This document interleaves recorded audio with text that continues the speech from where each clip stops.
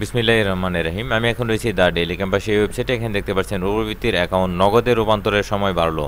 এখানে রয়েছে প্রকাশিত হয়েছে 11 মে 2024 1:47 PM এর। সঙ্গে থাকুন, বিস্তারিত জানাচ্ছি। এখানে দেখতে পাচ্ছেন প্রধানমন্ত্রী শিক্ষা সহায়তা ট্রাস্ট।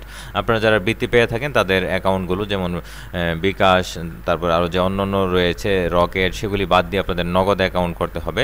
যাই হোক, এখানে বিস্তারিত রয়েছে ষষ্ঠ থেকে দ্বাদশ ও সমমান শ্রেণীর উপবৃত্তিপ্রাপ্ত শিক্ষার্থীদের অনলাইন ব্যাংক হিসাব ও মোবাইল ব্যাংকিং অ্যাকাউন্ট নগদে রূপান্তরের করার সময় বাড়ানো হয়েছে।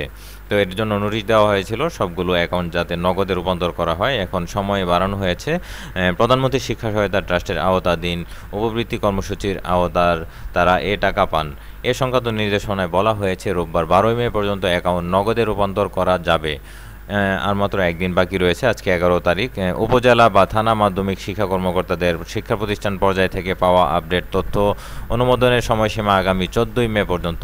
ট্রাস্টের সমন্বিত উপবৃত্তির কর্মসূচির এক চিঠিতে এ তথ্য জানা গেছে। চিঠিতে বলা হয়েছে উপবৃত্তিপ্রাপ্ত বা উপবৃত্তির জন্য নির্বাচিত শিক্ষার্থীদের মধ্যে ষষ্ঠ থেকে দ্বাদশ শ্রেণীর অনলাইন ব্যাংক, এজেন্ট ব্যাংক সহ এবং নগদ হিসাবদারি ব্যতীত অন্য আর্থিক সেবা প্রদানকারী যেমন রয়েছে দেখতে পাচ্ছেন বিকাশ, রকেট, উপায়, শিউর ক্যাশ ও এম ক্যাশ প্রতিষ্ঠানের উপকারভোগীর মোবাইল ব্যাংকিং হিসাব নম্বর শিক্ষা প্রতিষ্ঠান পর্যায় থেকে HSP MIP সফটওয়্যারের নগদে রূপান্তরের সময় 9 মে পর্যন্ত নির্ধারণ করা ছিল।